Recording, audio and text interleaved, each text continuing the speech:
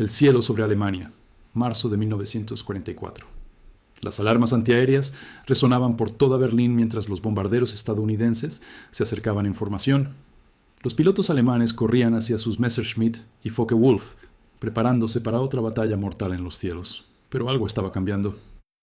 Algo que los comandantes de la Luftwaffe apenas comenzaban a comprender con horror. Un nuevo avión americano los estaba superando en todo sentido, y su secreto no residía solo en su motor, sino en un sistema de refrigeración tan ingenioso que desafiaba todo lo que los ingenieros alemanes creían posible. Si te fascina la ingeniería de guerra y las historias reales de innovación que cambiaron el curso de la historia, no olvides darle like a este video y suscribirte al canal para más contenido como este. Ahora sí, continuemos. Diciembre de 1943. En la base aérea de Debden, Inglaterra, el teniente Richard Turner contemplaba el P-51 Mustang recién llegado con una mezcla de esperanza y escepticismo. Después de 2 años volando Spitfires y participando en docenas de misiones sobre el Canal de la Mancha, había visto demasiados compañeros caer, demasiadas promesas rotas de aviones que supuestamente cambiarían la guerra. El aire frío de diciembre le golpeaba el rostro mientras caminaba alrededor del caza plateado. Las nubes bajas amenazaban lluvia, típico del invierno inglés. Su mecánico jefe, el sargento Mike O'Brien, un irlandés de Chicago con 12 años de experiencia en motores de aviación, estaba agachado junto al fuselaje, inspeccionando meticulosamente cada panel. «Teniente, tiene que ver esto», dijo Mike, señalando hacia la parte inferior del avión. «Ese radiador, nunca había visto algo así». Richard se arrodilló junto a él. El sistema de refrigeración del Mustang era completamente diferente a todo lo que había visto. En lugar de los radiadores laterales tradicionales que creaban resistencia y reducían la velocidad, los ingenieros de North American Aviation habían colocado el radiador en una posición ventral, detrás del piloto, con un ducto de entrada de aire cuidadosamente diseñado. «Los británicos nos dieron los planos del motor Rolls-Royce Merlin», explicó Mike, limpiándose las manos grasientas en un trapo. «Pero lo que hicieron los americanos con el sistema de enfriamiento es pura genialidad. Mire, teniente, el aire entra aquí. Se calienta al pasar por el radiador y luego es expulsado hacia atrás creando empuje adicional. Convirtieron un problema en una ventaja». Richard frunció el ceño, tratando de comprender las implicaciones. «¿Me estás diciendo que el sistema de refrigeración no solo no frena el avión, sino que lo hace más rápido?» «Exactamente. Es el efecto Meredith. Los alemanes saben de termodinámica, pero no han logrado implementarlo así. Cada uno de sus cazas pierde velocidad por la resistencia de sus radiadores. Este Mustang, en cambio, recupera casi toda esa pérdida e incluso gana un poco». Durante las siguientes semanas, Richard y los otros pilotos del Escuadrón 357 se entrenaron intensivamente con los nuevos P-51. El capitán James Goodson, un veterano estadounidense que había estado volando con la RAF desde 1941, lideraba las sesiones de entrenamiento. «Caballeros», decía Goodson durante los briefings matutinos en el hangar principal, donde el olor a café y humo de cigarrillo se mezclaba con el de aceite de motor, «este avión va a cambiar todo. Autonomía de más de 2.000 kilómetros con tanques externos, velocidad máxima de 700 kilómetros por hora, y lo más importante, podemos escoltar a los bombarderos hasta Berlín y volver». Los primeros vuelos de entrenamiento revelaron la verdadera naturaleza del Mustang. Richard recordaba vívidamente su primer despegue en solitario con el P-51. El rugido del motor Merlin era diferente al de cualquier otro avión que hubiera pilotado, un sonido profundo y potente que vibraba a través de toda la estructura del fuselaje. Cuando empujó la palanca de potencia hacia adelante, la aceleración fue impresionante, presionándolo contra el respaldo del asiento de cuero. El avión despegó con facilidad, y mientras ganaba altitud sobre los campos verdes de Essex, Richard experimentó lo que solo podía describir como euforia de piloto. El Mustang respondía a cada toque de los controles con precisión quirúrgica. No había el retraso o la pesadez que había sentido en otros cazas. Era como si el avión fuera una extensión de sus propios pensamientos. A 3.000 metros decidió probar los límites. Realizó un tonel completo, luego una serie de loops, después un Immelmann. El Mustang ejecutaba cada maniobra con una gracia que desafiaba su peso y potencia, pero lo que realmente lo impresionó fue la estabilidad durante el vuelo recto y nivelado a alta velocidad. No había vibración, no había la sensación de que el avión estaba luchando contra sí mismo, todo fluía. Cuando aterrizó, Mike estaba esperándolo con una sonrisa de oreja a oreja. «¿Y bien, teniente? ¿Qué le pareció?» Richard simplemente sacudió la cabeza, sin palabras adecuadas para describir la experiencia. «Es como nada que haya volado antes, Mike. Es perfecto». Durante las sesiones de entrenamiento táctico, los pilotos practicaban formaciones de combate específicamente diseñadas para aprovechar las fortalezas del Mustang. Goodson era un instructor exigente pero paciente. Había derribado 15 aviones enemigos volando Spitfires y Thunderbolts y entendía el combate aéreo a un nivel que pocos alcanzaban. La clave con el Mustang, explicaba mientras dibujaba diagramas en una pizarra en el salón de briefing, con tiza blanca chirriando contra la superficie negra, es usar su velocidad y alcance. Los alemanes están acostumbrados a que nuestros escoltas se den la vuelta antes de llegar a Alemania. Cuando aparecemos sobre Berlín, su doctrina táctica completa se derrumba. Richard levantó la mano. ¿Y si nos encontramos con los nuevos jets alemanes? Los informes de inteligencia mencionan el Mi-262. Goodson asintió gravemente. El Messerschmitt 262 es más rápido que nosotros en línea recta, no hay duda, pero tiene limitaciones serias.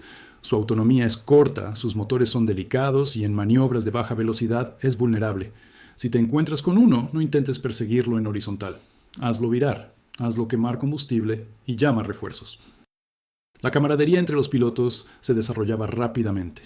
Además de Richard y David Walsh, estaba el teniente Carlos Hernández, un texano de ascendencia mexicana con un sentido del humor irreverente que aligeraba la tensión. También estaba el teniente Robert Bobby Chen, hijo de inmigrantes chinos en San Francisco, quien era el mejor tirador del escuadrón.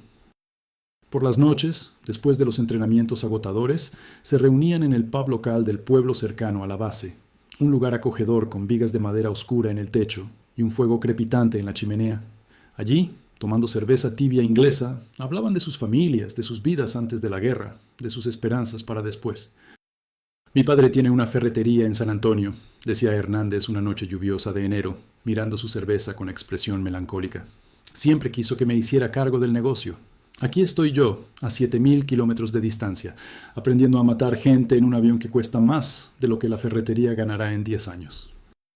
Chen, más callado y reflexivo, añadió: mis padres huyeron de China cuando los japoneses invadieron. Me dijeron que estudiara, que me convirtiera en médico o ingeniero. En cambio, estoy aquí, pero al menos estoy luchando contra el fascismo. Eso tiene que significar algo. Richard los escuchaba, sintiendo el peso de sus propias decisiones.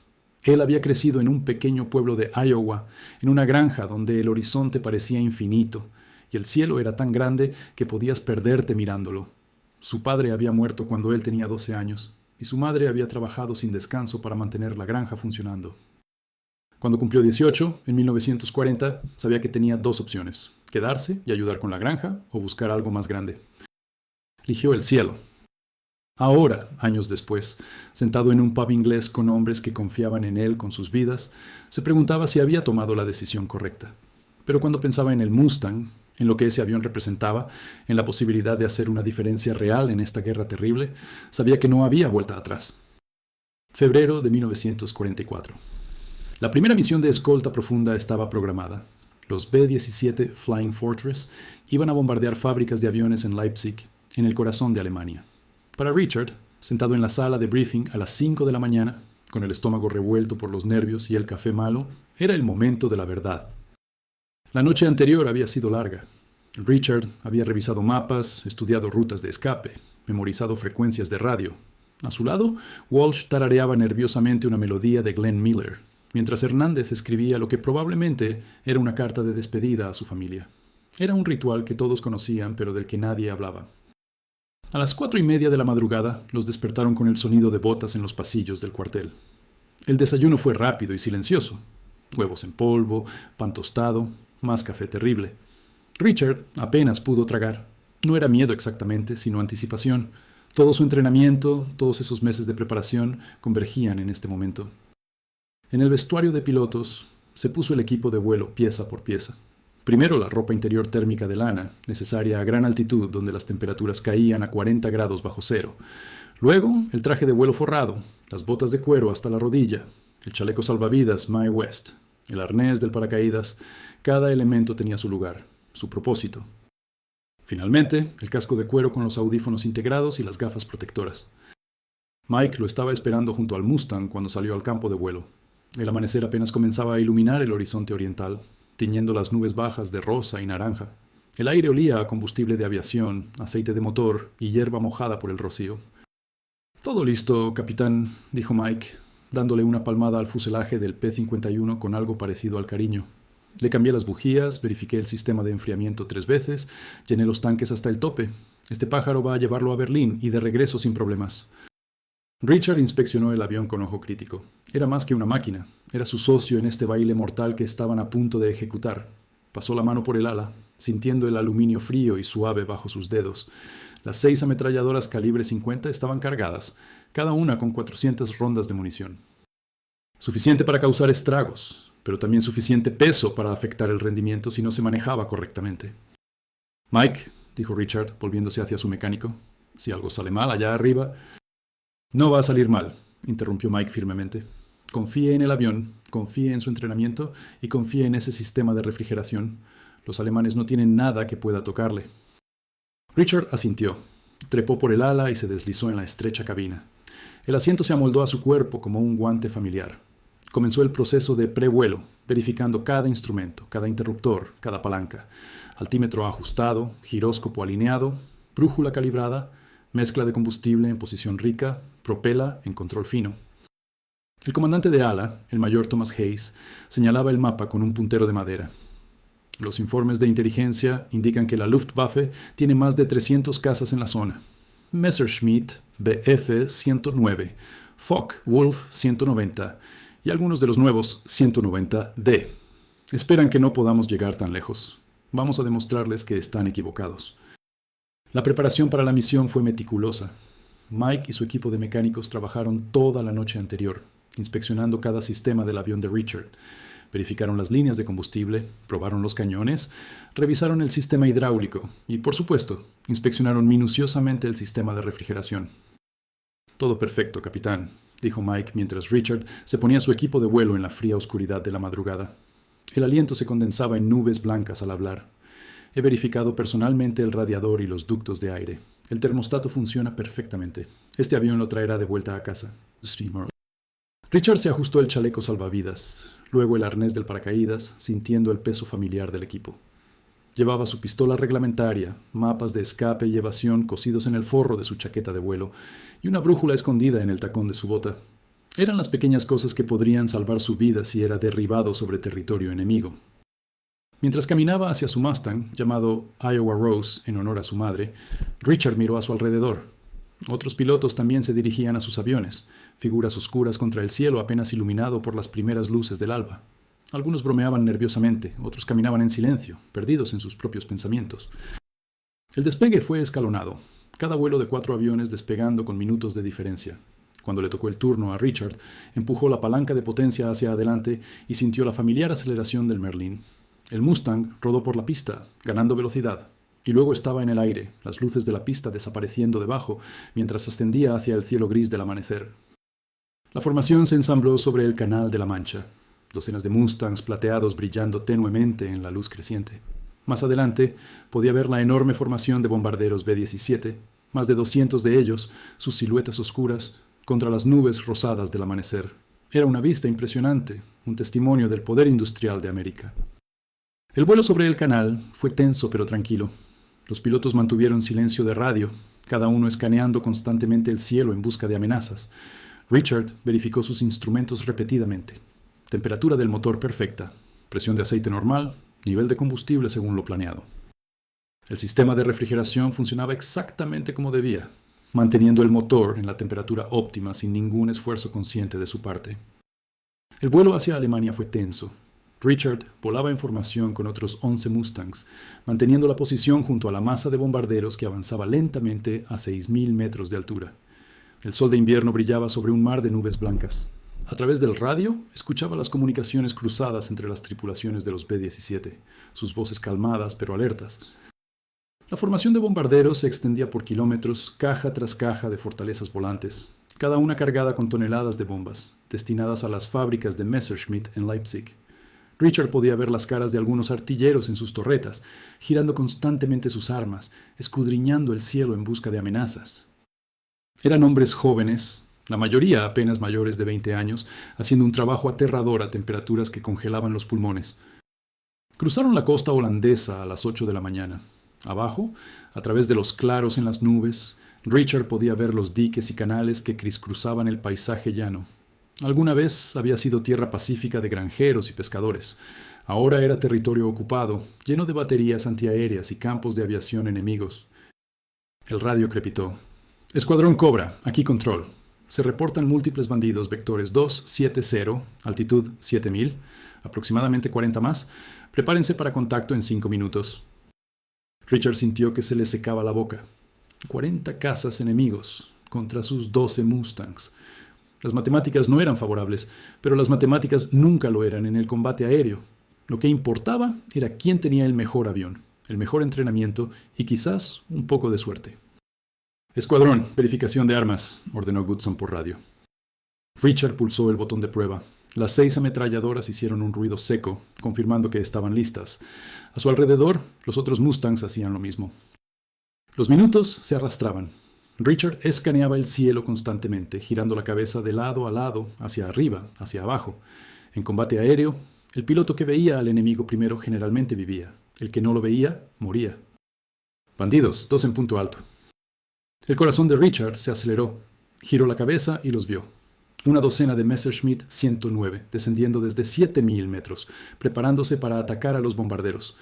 El sol los hacía brillar como puntos de plata contra el azul profundo del cielo. Detrás de ellos, más alto todavía, venía una segunda oleada. Focke-Wulf 190, reconocibles por sus narices más anchas. La formación alemana era textbook perfect. Los 109 descendían en picado para romper la formación de bombarderos, mientras los 190 se mantenían altos para interceptar a los escoltas. Era una táctica probada, refinada en 3 años de combate sobre Europa. Pero había un problema con su plan. Nunca habían enfrentado una escolta que pudiera mantenerse con ellos a lo largo de toda Alemania. Escuadrón, prepárense para interceptar, ordenó Goodson por radio. Mantengan la velocidad, no se separen. Richard empujó la palanca hacia adelante y el Mustang respondió instantáneamente. La aceleración era impresionante, mucho más agresiva que cualquier cosa que hubiera experimentado en un Spitfire. En segundos estaba alcanzando a los Messerschmitt, y notó algo crucial. Estaba ganando velocidad más rápido que ellos. El sistema de refrigeración funcionaba exactamente como Mike había explicado, sin la penalización de resistencia que sufrían los cazas alemanes. Los alemanes también lo notaron. Richard vio a uno de los 109 romper su picado más temprano de lo planeado. El piloto claramente sorprendido por la velocidad con la que se aproximaban los Mustangs. La disciplina de la formación alemana comenzó a desmoronarse ligeramente. Exactamente lo que Goodson había predicho que sucedería.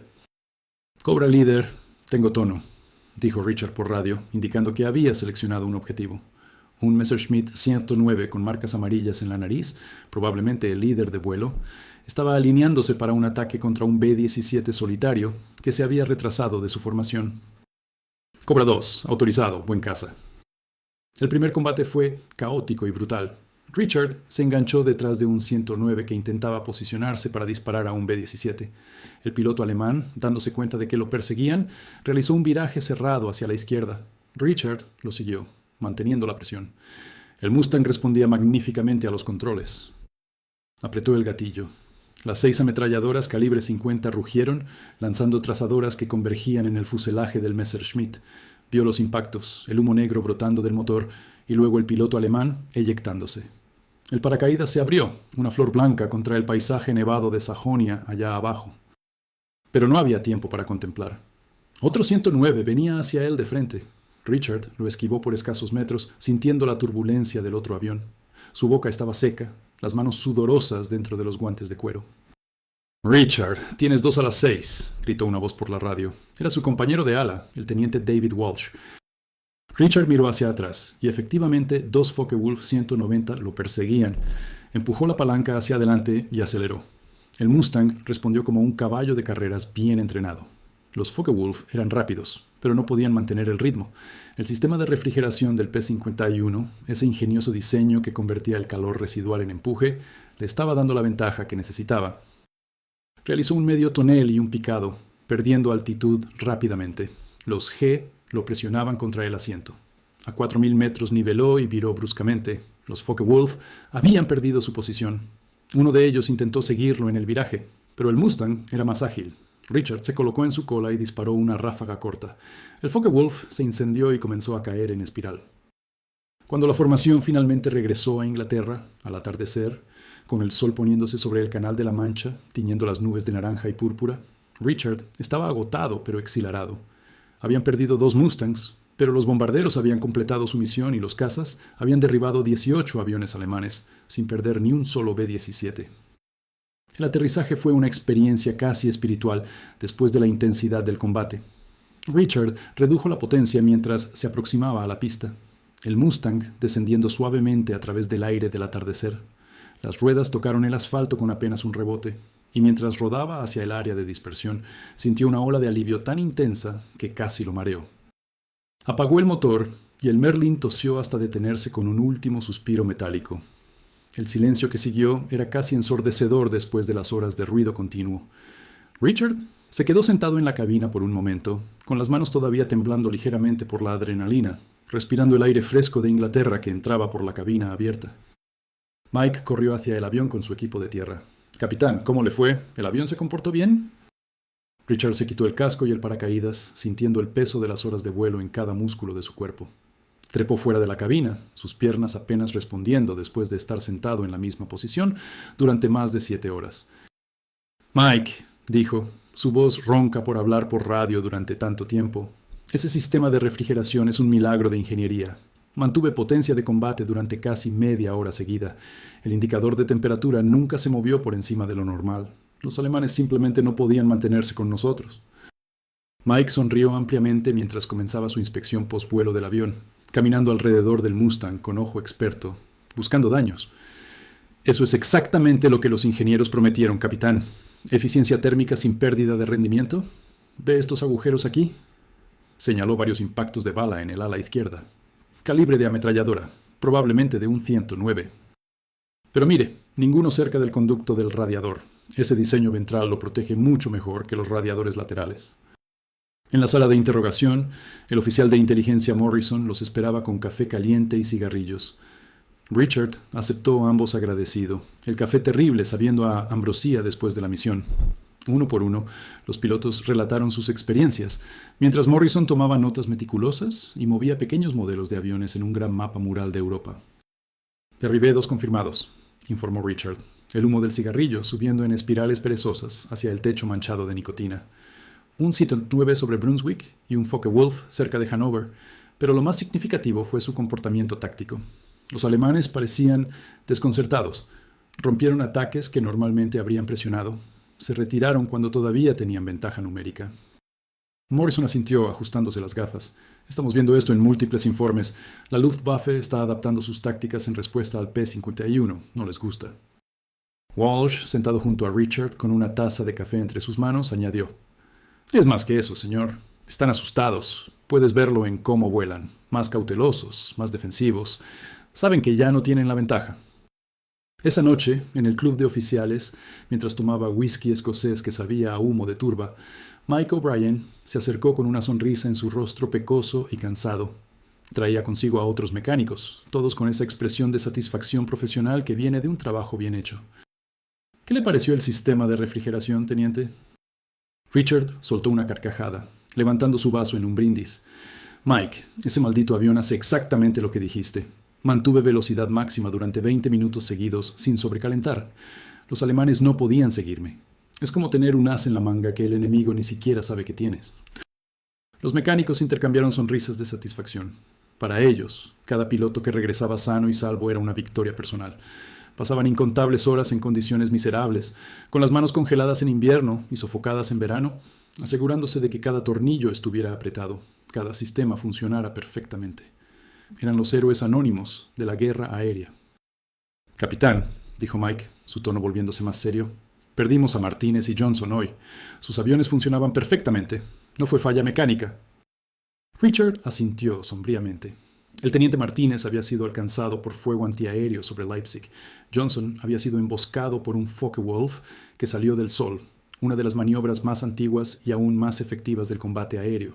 El mejor avión del mundo no podía salvar a un piloto de la mala suerte o del error humano. «Lo sé, Mike, pero tu trabajo salvó muchas otras vidas hoy. Cada Mustang que regresó funcionando perfectamente significa un piloto que puede volar mañana. Eso importa». En las siguientes semanas, las misiones se intensificaron. Los P-51 Mustang comenzaron a aparecer en números cada vez mayores sobre Alemania, y los pilotos de la Luftwaffe empezaron a darse cuenta de que enfrentaban un problema serio. Marzo de 1944, cerca de Brunswick. Richard participaba en su 15ª misión de escolta cuando interceptó una conversación en alemán por la radio. Aunque su alemán era básico, entendió las palabras clave: Mustang, unmöglich, imposible, zu schnell, demasiado rápido. Durante el combate que siguió, Richard persiguió a un Messerschmitt 109 pilotado por alguien claramente experimentado. El piloto alemán realizaba maniobras evasivas perfectas, utilizando todo el conocimiento táctico acumulado en años de combate. Pero no importaba. Cada vez que intentaba alejarse en línea recta, el Mustang lo alcanzaba. Cada vez que intentaba ganar altitud, el P-51 trepaba más rápido. Finalmente, después de 5 minutos de persecución sobre el paisaje rural de Baja Sajonia, con sus campos verdes apenas empezando a despertar del invierno, el piloto alemán simplemente rompió el contacto y huyó hacia el este, abandonando su intento de atacar a los bombarderos. Era la primera vez que Richard veía a un piloto de la Luftwaffe simplemente darse por vencido. De vuelta en la base, el oficial de inteligencia, el capitán Robert Morrison, un ex profesor de historia de Yale con gafas de montura metálica, les mostró a los pilotos fotografías de reconocimiento de aeródromos alemanes. «Miren esto», dijo, señalando una imagen tomada sobre Leifheim. «Cazas alemanes estacionados y cubiertos con lonas. No están volando. Los informes de la resistencia francesa confirman que las unidades de caza alemanas están recibiendo órdenes de no enfrentar a los Mustangs a menos que sea absolutamente necesario. Están preservando sus fuerzas». El mayor Hayes, de pie junto a la ventana del hangar de briefing por donde entraba la luz grisácea de la tarde inglesa, añadió: «La Luftwaffe está perdiendo la guerra de desgaste. Cada piloto experimentado que pierden es irreemplazable. Y contra los P-51 están perdiendo muchos». Abril de 1944. Richard fue promovido a capitán y asignado como líder de vuelo. Ahora tenía 4 Mustangs bajo su mando directo. Su unidad había derribado 47 aviones enemigos en 2 meses, y él personalmente tenía 7 victorias confirmadas. Durante una misión sobre Múnich, en un día sorprendentemente claro, donde los Alpes se veían majestuosos al sur, nevados y brillantes bajo el sol de primavera, Richard interceptó una formación de 6 Messerschmitt 109 que se aproximaba a los bombarderos. Lo que sucedió a continuación se convertiría en una de las historias más comentadas en la base. Los pilotos alemanes, al ver a los 4 P-51 acercándose, simplemente rompieron formación y huyeron en diferentes direcciones. No hubo combate, no hubo enfrentamiento, solo una retirada inmediata y decidida. «No puedo creerlo», dijo Walsh por la radio, su voz llena de asombro. «Simplemente se fueron». «Están aprendiendo», respondió Richard. «Saben que no pueden ganar». Esa noche, en su diario personal, bajo la luz débil de una lámpara de queroseno en su habitación fría y húmeda en el cuartel de oficiales, Richard escribió: «Los alemanes ya no pelean con la misma confianza. El P-51 no es solo un avión superior, es una declaración de supremacía tecnológica, y ellos lo saben». Mayo de 1944. Con el día D acercándose, las operaciones aéreas alcanzaron una intensidad sin precedentes. Los P-51 no solo escoltaban bombarderos, ahora también realizaban misiones de ametrallamiento contra objetivos terrestres, trenes, convoyes, aeródromos. En una misión particularmente peligrosa sobre Francia ocupada, Richard lideró un ataque contra un aeródromo cerca de Reims. Volando a baja altura, con el paisaje francés pasando vertiginosamente bajo las alas, atacaron las instalaciones alemanas. El fuego antiaéreo era intenso, trazadoras naranjas y rojas cruzando el cielo como fuegos artificiales mortales. Richard concentró su atención en una línea de Focke-Wulf 190 estacionados. Disparó mientras pasaba a toda velocidad, viendo los impactos destrozar los cazas alemanes. Uno explotó en una bola de fuego naranja y negra.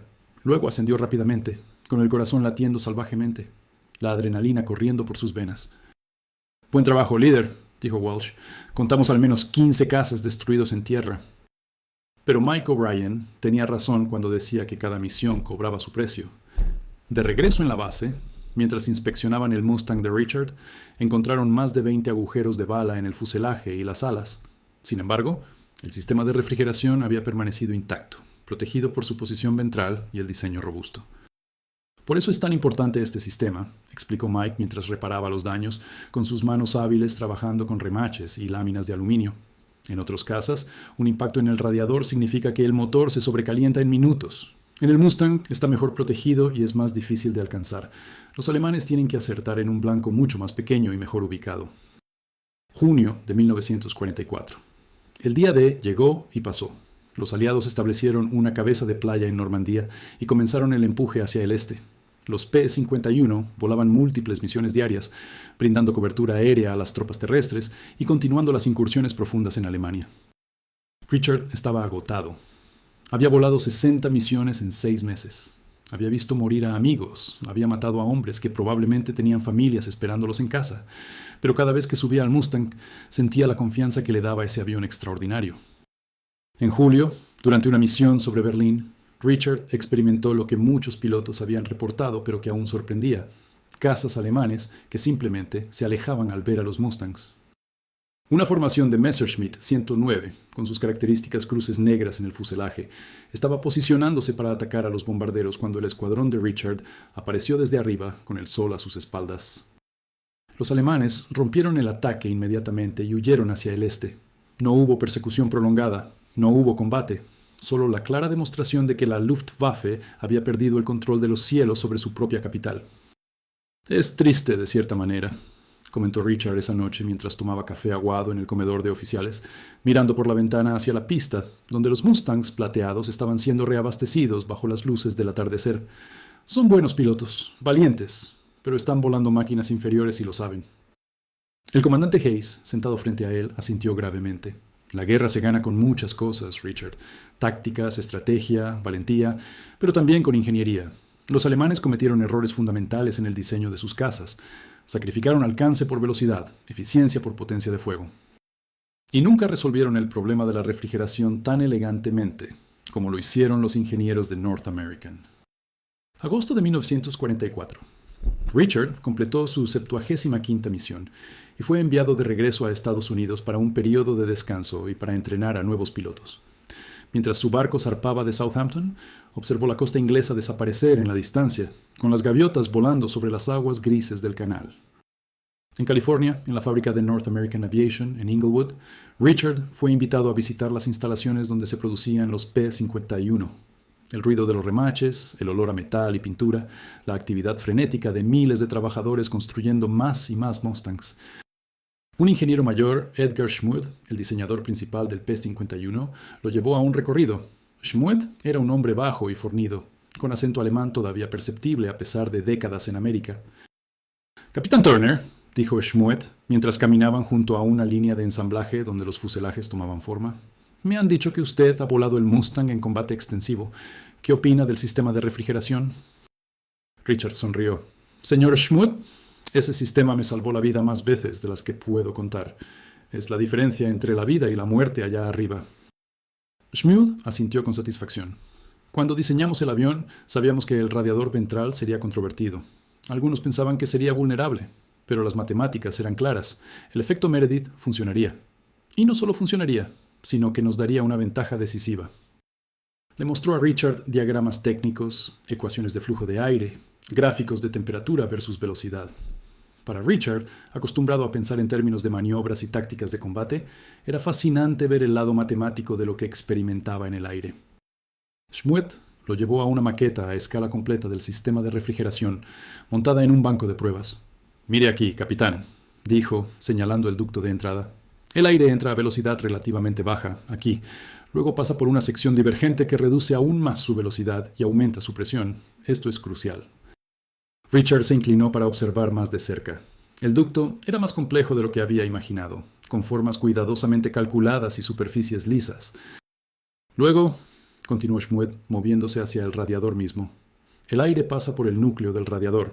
Aquí absorbe el calor del refrigerante líquido que circula desde el motor. La temperatura del aire aumenta significativamente, pero su presión se mantiene relativamente constante gracias al diseño del ducto». Schmuth se movió hacia la parte trasera del sistema. «Y aquí está la magia, capitán. El aire caliente sale por este ducto convergente. A medida que el ducto se estrecha, la velocidad del aire aumenta dramáticamente. Para cuando sale por la abertura trasera, está moviéndose más rápido que la velocidad de vuelo del avión.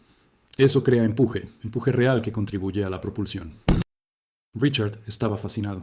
«¿Y esto compensa completamente la resistencia del radiador?» «No completamente, pero casi.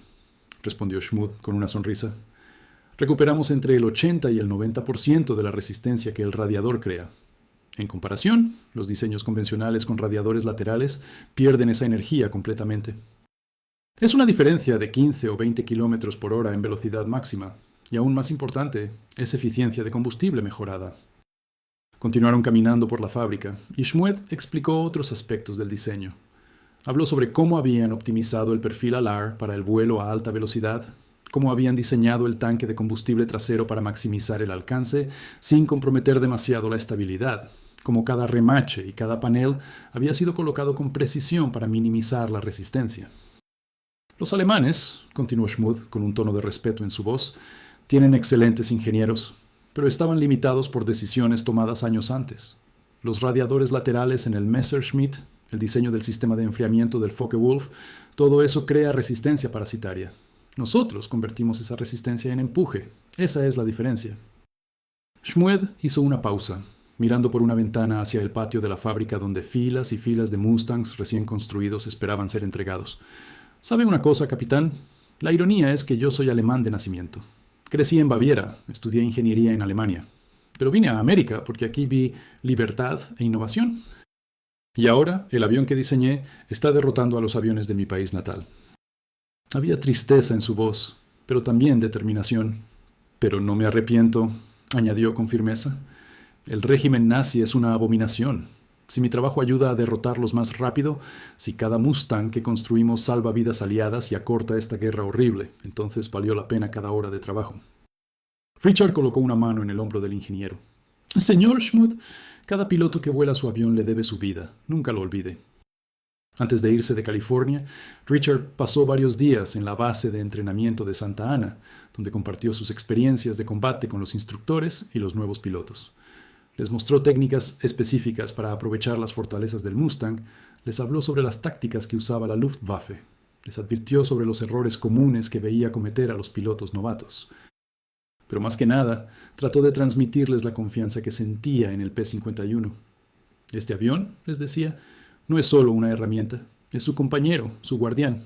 Aprendan sus capacidades, respeten sus límites y les llevará a casa.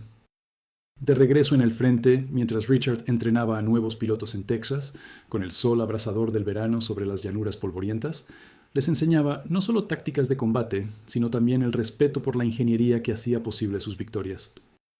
Este avión, les decía a los jóvenes pilotos, muchos de ellos apenas mayores de 20 años, con ojos ansiosos y manos nerviosas, es el resultado de miles de horas de ingeniería brillante. Cada centímetro fue pensado, especialmente ese radiador ventral. Los alemanes no pudieron igualar eso, y esa diferencia técnica se traduce en vidas salvadas y misiones cumplidas. Septiembre de 1944. Richard recibió órdenes de regresar a Europa para una segunda gira de operaciones. La guerra estaba llegando a su fase final, pero los combates aéreos continuaban, aunque ahora eran diferentes. La Luftwaffe estaba desesperada, utilizando tácticas cada vez más arriesgadas. En octubre, sobre las Ardenas, Richard participó en un combate masivo contra una de las últimas grandes concentraciones de cazas alemanes. Los pilotos de la Luftwaffe peleaban con desesperación, sabiendo que defendían el corazón de su patria. Pero incluso esa desesperación no podía compensar la superioridad técnica de los P-51. Richard derribó 2 Messerschmitt 109 ese día, llevando su total a 16 victorias confirmadas. Pero lo que más recordaría no serían los combates, sino un momento particular. Un piloto alemán, claramente experimentado a juzgar por sus maniobras, persiguiéndolo durante casi 10 minutos en un combate que los llevó desde 5.000 metros hasta casi rozar los árboles. El alemán era bueno, muy bueno. Anticipaba los movimientos de Richard, mantenía su posición, buscaba el ángulo de disparo perfecto. Pero el Mustang, con su sistema de refrigeración superior, podía mantener velocidad máxima indefinidamente sin sobrecalentar. El Messerschmitt, después de esos 10 minutos de combate intenso, comenzó a mostrar signos de estrés térmico, humo blanco del escape, pérdida de potencia. El piloto alemán lo sabía. Richard lo vio en su lenguaje corporal, en la forma en que el Messerschmitt comenzó a desengancharse del combate. No era cobardía, era profesionalismo. El piloto sabía que su motor estaba al límite y que continuar sería suicida. Richard no lo persiguió. Dejó que el Messerschmitt se alejara, respetando al piloto que había demostrado tanta habilidad. En ese momento, En el cielo sobre Bélgica, con las primeras nieves de invierno cubriendo los campos allá abajo, Richard comprendió completamente lo que significaba la supremacía tecnológica. No se trataba de hacer que los pilotos enemigos fueran cobardes. Se trataba de darles máquinas que simplemente no podían competir, sin importar cuánta valentía o habilidad tuvieran. Diciembre de 1944. Durante la batalla de las Ardenas, cuando los alemanes lanzaron su última gran ofensiva, los P-51 jugaron un papel crucial. El mal tiempo de los primeros días había mantenido a la aviación aliada en tierra, pero cuando las nubes finalmente se despejaron, los Mustangs aparecieron en masa sobre el campo de batalla. Richard lideró misiones de apoyo cercano, atacando concentraciones de tanques y convoyes alemanes. El fuego antiaéreo era el más intenso que había experimentado. El cielo lleno de explosiones negras y trazadoras. Perdió a 2 pilotos en una sola misión. Buenos hombres que había entrenado personalmente. Pero los P-51 hicieron su trabajo. La ofensiva alemana se detuvo, en parte por la resistencia terrestre, pero también porque la Luftwaffe no pudo proporcionar la cobertura aérea necesaria. Los Mustangs dominaban los cielos, y esa dominación era posible gracias a su capacidad de volar misiones largas y mantener rendimiento superior durante todo el vuelo. Enero de 1945. Mientras el Ejército Rojo avanzaba desde el este y los aliados occidentales cruzaban hacia Alemania, Richard reflexionaba sobre los 18 meses desde que había volado su primer P-51. Había sido testigo de la transformación completa de la guerra aérea. «Mike», le preguntó una noche a su mecánico jefe, mientras compartían una botella de brandy francés en el hangar con el sonido de la lluvia golpeando el techo metálico. «¿Cuántos Mustangs has mantenido?» Mike miró hacia el techo, calculando. «Más de 50 diferentes, creo. Y he visto de todo. Agujeros de bala, daños de flak, aterrizajes forzosos. Pero ese sistema de refrigeración, capitán, nunca falló. Ni una sola vez vi a un Mustang perder un motor por sobrecalentamiento en combate. Los Messerschmitt, los Focke-Wulf, todos tenían ese problema, nosotros no». «Esa es la diferencia entre ganar y perder», dijo Richard, saboreando el brandy que calentaba su garganta. «No son solo las grandes decisiones estratégicas, son los pequeños detalles de ingeniería que se acumulan hasta convertirse en victoria o derrota». La guerra terminó en mayo de 1945. Richard sobrevivió, habiendo completado 120 misiones de combate y acreditado con 19 victorias aéreas.